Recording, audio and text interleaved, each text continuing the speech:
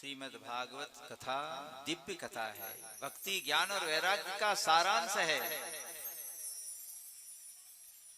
सनकादिक ऋषि कहते हैं, एक बार ब्रह्मा जी ने देखा कि सांप से काटा हुआ व्यक्ति परीक्षित स्वर्ग में खड़ा है,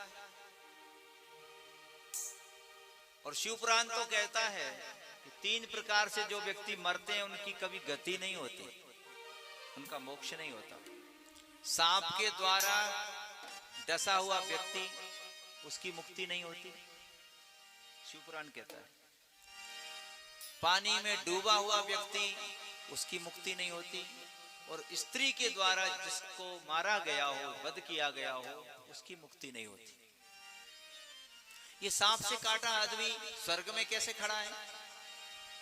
तो ब्रह्मा जी के पीआरओ साहब बोले कि महाराज गुस्साओ मत, ये भागवत सुन के आया है, और जो भागवत सुन के आता है वो सीधे बैकुंठ आता है, सीधे परम धाम की यात्रा उसकी पक्की हो जाती है, कन्फर्म है उसका रिजर्वेशन।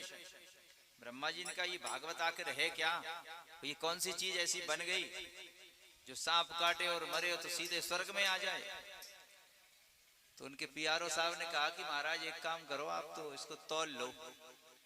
सत्यलोके तुलाम, तराजू बुलवाया, तराजू बुलवा करके एक तरफ भागवत की पोथी रखी और दूसरी तरफ यज्ञ जप तप हवन पूजा अनुष्ठान व्रत नियम सब दूसरे पल्लड़े पे रखे।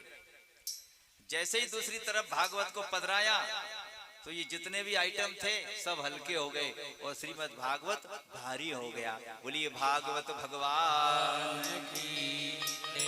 तब ब्रह्मा जी की खोपड़ी चकराई कि जिसके आगे दान पुण्य पूजा पाठ सब हल्का हो गया, ऐसी भागवत सुनने के बाद अगर कोई वैकुंठ आ जाए, किम आश्चर्यम, ये कोई आश्चर्य की बात नहीं है, ऐसा दिव्य ग्रंथ है। और भागवत में